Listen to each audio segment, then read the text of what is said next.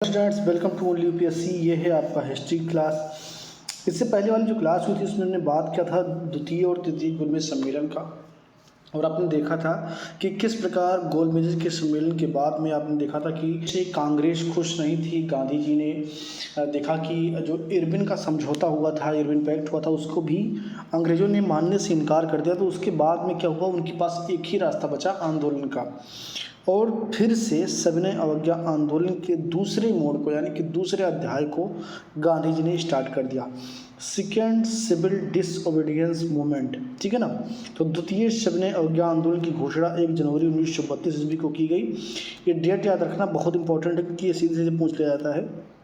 1 जनवरी 1932 द्वितीय सविनय अवज्ञा आंदोलन की घोषणा। द्वितीय सविनय अवज्ञा आंदोलन की शुरुआत 4 जनवरी 1932 को हुआ था। ठीक है। तो घोषणा कब हुआ, 1 जनवरी को हुआ, लेकिन शुरुआत कब हुआ, 4 जनवरी 1932 से। द्वितीय सविनय अवज्ञा आंदोलन करने का कारण गांधी इरविन पैक्ट समझौते की शर्तों को न मानना, ब्रिटिश सरकार द्वारा औपनिवेशिक स्वराज देने की बात स्वीकार ना करना। ठीक है ना। तो कहीं ना कहीं जो एक समझौता हुआ था इरविन के बीच में, गांधी के बीच में, उसको नहीं माना गया। इसके अलावा जो ब्रिटिश सरकार द्वारा औपनिवेशिक स्वराज देने की बात की गई थी, उस बात से मुकर जाना, ये कहीं ना कहीं कारण थे उसके। द्वितीय अवज्ञा आंदोलन का प्रथम स्थगन 8 मई 1933 ईस्वी को होता है। द्वितीय सविनय अवज्ञा आंदोलन का अंतिम स्थगन 7 अप्रैल 1934 को होता है, क्योंकि इस आंदोलन में गांधी जी को बीच में जब अरेस्ट कर लिया गया तो एक बार आंदोलन रोका और उसके बाद में आंदोलन पुनः प्रारंभ हुआ था। द्वितीय सविनय अवज्ञा आंदोलन को बंद करने की घोषणा 18-19 मई 1934 को किया गया, यानी कि फाइनली इसको बंद कर दिया गया। अब प्रारंभ होने के कारण क्या थे उनको पहले समझते हैं। तो द्वितीय गोलमेज सम्मेलन से लौटकर वापस आने पर गांधी जी द्वारा पुनः सविनय अवज्ञा आंदोलन कब प्रारंभ किया जाएगा, और इसको लेकर के द्वितीय सविनय अवज्ञा आंदोलन को की बात की और उसे एक प्रयास स्टार्ट कर दिया कि अभी हमें फिर से जो है आंदोलन करना है और लोगों को आह्वान करके बुलाना है कि इस सरकार के खिलाफ लड़े, क्योंकि ये लोग अपने समझौते से भी जो है पीछे हट जाते हैं। द्वितीय सविनय अवज्ञा आंदोलन प्रारंभ करने के 2 प्रमुख कारण हैं। पहला क्या है, इरविन की जगह नियुक्त हुए गवर्नर जनरल वेलिंगटन द्वारा इरविन समझौते को लागू नहीं किया जाना और आंदोलन को कुचलने के लिए दमनात्मक कार्रवाई करना। तो ये सबसे बड़ा एक कारण था, क्योंकि इरविन के बाद में वेलिंगटन आते हैं और वो पूरे तरीके से खारिज कर देते हैं गांधी और इरविन समझौते को। तो इसलिए जो है ये जनता के अंदर आक्रोश का कारण था। दूसरा कारण ये है कि जो जन आंदोलन के खिलाफ एक हिंसात्मक रवैया अपनाया वेलिंगटन के टाइम में अंग्रेज़ों ने, वो बहुत ही गलत था। इरविन के टाइम पर ऐसा था कि जो है हिंसात्मक नहीं होता था, प्रोटेस्ट लोग करते थे, करने दिया जाता था और उसको एक तरीके से वो लोग संभालने का प्रयास करते थे। लेकिन वेलिंगटन के टाइम पर हिंसात्मक रूप से कई जगह पर गोली चला दी गई, कई जगह पर आप जो है लोहे के राडों से लोगों को मारा गया। तो ये जो वेलिंगटन का ये रूप था, इसने कहीं ना कहीं और ज़्यादा एक जो है आग में पेट्रोल का काम किया। और दूसरा जो महत्वपूर्ण कारण है वो है महात्मा गांधी का द्वितीय गोलमेज सम्मेलन में ब्रिटिश सरकार के व्यवहार से निराश होना, ब्रिटिश सरकार द्वारा औपनिवेशिक स्वराज की मांग को स्वीकार करना। महात्मा गांधी जी की इंग्लैंड प्रवास के समय इस आंदोलन को सरकार ने बर्बरता से दबाने का प्रयास किया। इस बीच देश के अनेक भागों में किसानों में असंतोष की लहर फैल चुकी थी। विश्वव्यापी मंदी के कारण खेतिहर पैदावार के दाम गिरे और लगान व मालगुजारी का बोझ इनके लिए असहनीय हो गया। आप जानते हैं 1929 के आसपास जो एक क्रैश डाउन पूरी दुनिया में देखने को मिला था, वित्तीय संकट आया था। उसके बाद क्या हुआ कि मार्केट डाउन हुआ तो चीज़ें महंगी हो गई और इससे क्या हुआ कि किसान की पैदावार का जो उनका जो अन्न था उसकी कीमत कम नहीं मिली और महंगाई बहुत तेज़ी से बढ़ती गई। इसलिए वे अब टैक्स देने की स्थिति में नहीं थे और उनसे जबरन टैक्स वसूले जा रहे थे। दिसंबर 1930 में कांग्रेस ने न लगान न टैक्स देने का अभियान चलाया कि यानी कि हम न लगान देंगे और न टैक्स देंगे, यानी कि बिल्कुल उन्होंने विरोध करने का प्रयास किया कि हमें टैक्स नहीं देना है। फलस्वरूप 26 दिसंबर 1930 को जवाहरलाल नेहरू को गिरफ्तार कर लिया गया। देश के पहले प्रधानमंत्री और मोतीलाल नेहरू के बेटे जवाहरलाल नेहरू को गिरफ्तार कर लिया गया 26 दिसंबर 1930 को। क्यों? क्योंकि वो लोग विरोध कर रहे थे और कह रहे थे कि हम टैक्स नहीं देंगे, ना लगान देंगे ना टैक्स देंगे। जो पश्चिमोत्तर प्रांत हैं उसमें सरकार की मालगुजारी संबंधी नीति के खिलाफ खुदाई खिदमतगार किसान आंदोलन चला रहे थे। इसके अलावा देखेंगे 24 दिसंबर को उनके नेता अब्दुल गफ्फार खां, ठीक है ना, इनको भी गिरफ्तार कर लिया गया। किसान आंदोलन पूरे देश में तेजी के साथ फैलने लगा। द्वितीय गोलमेज सम्मेलन के बाद भारत आते ही गांधी जी ने पुनः आंदोलन की बागडोर संभाल ली और 1 जनवरी 1932 को कांग्रेस कार्य समिति ने सविनय अवज्ञा आंदोलन को दोबारा शुरू करने का निर्णय पास कर दिया, ठीक है ना।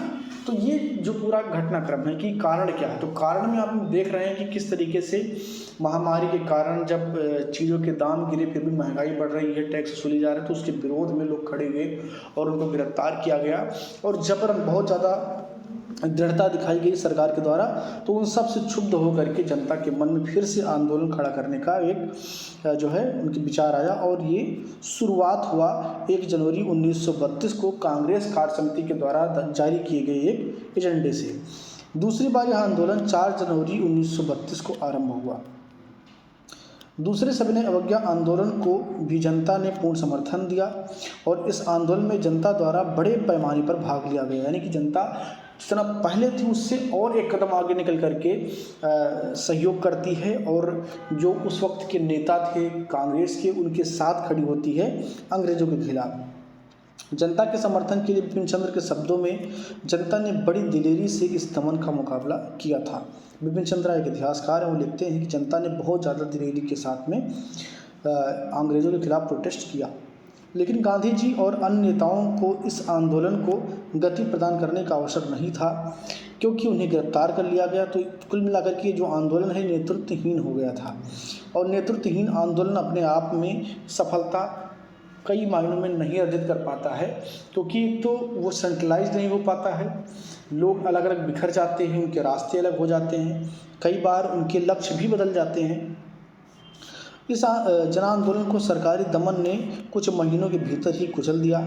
इस दमन के प्रभाव का अनुमान जो है इस तरीके से लगाया जा सकता है कि आंदोलन के पहले 4 महीने में करीब 80,000 सत्याग्रहियों ने गिरफ्तारी दी थी, यानी कि 80,000 लोगों ने कहा कि मुझे जेल में डाल दो। यानी कि होता नहीं कि राजनीतिक गिरफ्तारी दी जाती है कि मैं आपका विरोध करता हूं और यदि आपको जेल में बंद करना है तो आप जो है हमें बंद कर दीजिए। तो करीब 80,000 सत्याग्रहियों ने अपनी गिरफ्तारी दी थी। लेकिन 4 महीने बाद क्या होता है, अगस्त 1933 में सत्याग्रही बंदियों की संख्या मात्र 4,500, कहाँ 80,000 और उससे घट करके 4500, बहुत कम रह गई क्योंकि बहुत ही ब्रूटली उस वक्त अंग्रेज़ों ने इसे दबाने का प्रयास किया था। तो आंदोलन को कमज़ोर बनाने में सरकारी दमन के साथ साथ गांधी जी की कार्यनीति ने भी योगदान दिया था। 1932 के दूसरे भाग में उन्होंने राष्ट्रीय संघर्ष में रुचि लेना कम कर दिया। इसके अतिरिक्त जिस समय यह आंदोलन अपने चरम पर था उसी समय ब्रिटिश प्रधानमंत्री जेम्स मैकडोनाल्ड ने अपना प्रसिद्ध सांप्रदायिक पान चार्ट की घोषणा कर दी, जिसकी मैंने बात की थी पिछले क्लास में भी। वो अलग अलग इलेक्टोरल देना चाहते थे, दलितों को, सिख को और मुस्लिमों को। तो उन्होंने इसकी घोषणा कर दी और इसने कहीं ना कहीं आग में घी का काम किया, आग में पेट्रोल का काम किया और जन आंदोलन और भड़का। ब्रिटिश प्रधानमंत्री जेम्स मैकडोनाल्ड के सांप्रदायिक पंचायत को लागू होने से रोकने के लिए महात्मा गांधी ने सितंबर 1932 में आमरण अनशन कर दिया। इसके पश्चात 8 मई 1933 ईस्वी को महात्मा गांधी ने अपनी शुचिता के लिए 21 दिन का अनशन आरंभ किया। कई बार परीक्षा में पूछा गया कि गांधी जी ने 21 दिन का अनशन किसके लिए किया था, तो अब ये कन्फ्यूजन आपका नहीं होगा। इस अवधि के बीच उन्होंने द्वितीय सविनय अवज्ञा आंदोलन को 6 सप्ताह के लिए स्थगित कर दिया, ठीक है ना। द्वितीय सविनय अवज्ञा आंदोलन के स्थगन पर तीखी प्रतिक्रिया हुई। कांग्रेस के भीतर भी लोग नाराज हो गए गांधी जी से और वो आरोप लगा रहे थे गांधी जी को ऐसा नहीं करना चाहिए। जुलाई 1935 पर सामूहिक सविनय अवज्ञा आंदोलन को व्यक्तिगत अवज्ञा आंदोलन के रूप में चलाया गया। कांग्रेस के संगठन और संघर्ष समितियां भंग कर दी गईं। कांग्रेस को गैर सरकारी संस्था घोषित कर दिया गया। व्यक्तिगत आंदोलन भी सरकारी दमन चक्र से नहीं बच पाए। स्वयं गांधी जी को 1 अगस्त 1933 को कैद कर लिया गया, यानी कि उनको फिर से गिरफ्तार कर लिया गया। आंदोलन में लोगों के उत्साह में कमी देखते हुए गांधी जी ने सविनय अवज्ञा आंदोलन को 7 अप्रैल 1924 को स्थगित कर दिया था। गांधी जी ने इस कार्य की शुरुआत सुभाष चंद्र बोस, जवाहरलाल नेहरू, विट्ठल भाई पटेल से नेताओं ने आलोचना की। उन्होंने कहा कि गांधी जी ने पिछले 13 वर्षों की मेहनत पर पानी फेर दिया। 18 से 19 मई 1934 को कांग्रेस कार्यकारिणी की बैठक में आंदोलन को बंद करने का निर्णय लिया गया। ये डेट आप लोग याद रखेंगे, इम्पोर्टेंट है। इस प्रकार महात्मा गांधी का चलाया गया सविनय अवज्ञा आंदोलन का परिणाम अंत में असफल रहा, यानी कि सफलता नहीं मिली। लेकिन इस आंदोलन ने कहीं ना कहीं एक जन भावना को और जन्म दिया, मजबूत किया। सुभाष चंद्र बोस, विट्ठल भाई पटेल जैसे अनेक नेताओं ने महात्मा गांधी को राजनीतिक दृष्टि से एक असफल नेता बताया और कहीं ना कहीं उनके विचार उनसे मुख्तलिफ होने लगे, अलग होने लगे। महात्मा गांधी जी के इस कार्य से कांग्रेस कार्यकारिणी के सदस्यों ने महात्मा गांधी को कांग्रेस से निष्कासित करने की मांग तक कर दी, ठीक है ना। अक्टूबर 1934 में महात्मा गांधी ने अपना पूरा समय हरिजनों के कल्याण में लगाने के लिए सक्रिय राजनीति से स्वयं को हट जाना निश्चय कर दिया।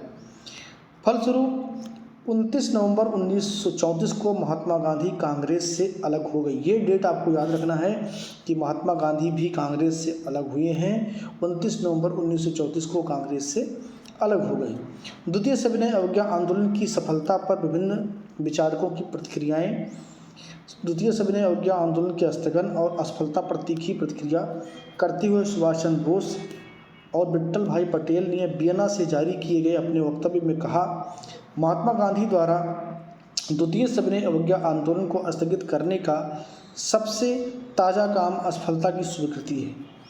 गांधी जी की असफलता से वह निष्कर्ष पर पहुंच गए कि एक राजनीतिक नेता के रूप में श्री गांधी जी असफल हुए हैं और अब समय आ गया है जब उनके स्थान या उनके आधार को जो है कांग्रेस बदलाव करे और मौलिक पुनर्गठन किया जाए। इसके लिए नए नेता की आवश्यकता है। रजनीकांत दत्ता जैसे विचारक आंदोलन की असफलता के लिए जनता को नहीं बल्कि आंदोलन के नेतृत्व को और उसके समझौतावादी चरित्र को उत्तरदायी मानते हैं। सुबह सरकार के विचारों में आंदोलन में आए मोड़ के लिए भारतीय पूंजीपति वर्ग एक सीमा तक जिम्मेदार था, ठीक है ना। जो कुछ भी अंत में रजनीकांत दत्ता के शब्दों में लिखा गया या कहा गया वो यह है कि 1930 से लेकर के 1934 ईस्वी में संघर्ष की जो महान लहर उठी थी उसके दुखद अंत में हमें एक क्षण के लिए भी यह नहीं भूल जाना चाहिए कि इस आंदोलन की उपलब्धियां भी काफ़ी रही हैं। तो कुल मिलाकर के इस आंदोलन को बिल्कुल असफल कहना एक गलत बात है। हालांकि गांधी जी इस बात से क्षुब्ध होकर के वो कांग्रेस से अलग भी हो गए और उन्होंने एक लंबे समय तक सेवा की, किसकी, हरिजनों की सेवा की। तो द्वितीय जो सविनय अवज्ञा आंदोलन है वो समाप्त हो जाता है इस तरीके से। और एक तरीके से कांग्रेस में विभाजन होता है जो आगे आपको देखने को मिलेगा कि जब सुभाष चंद्र बोस जी खड़े हो जाते हैं गांधी जी के द्वारा खड़ी किए गए कैंडिडेट के खिलाफ, पट्टाभी सीतारामैया के खिलाफ, तो कहीं ना कहीं कांग्रेस के भीतर भी एक लड़ाई स्टार्ट हो गई थी और वो चलती रही, अनवरत चलती रही आज़ादी तक, क्योंकि मतभेद वहाँ से बहुत गहरा गए थे। तो उम्मीद करता हूँ कि ये क्लास आपको पसंद आई होगी, आपके लिए हेल्पफुल रहेगी। यहाँ पर आपने कॉन्सेप्ट भी समझा होगा और तथ्य भी आपको पर्याप्त मिले होंगे। ऐसी वीडियो देखने के लिए उन्हें को सब्सक्राइब कर लीजिए, बेल आइकन को प्रेस कर लीजिए ताकि कोई नोटिफिकेशन आपसे न छूटे। वीडियो को लाइक ज़रूर करिए। बहुत बहुत धन्यवाद।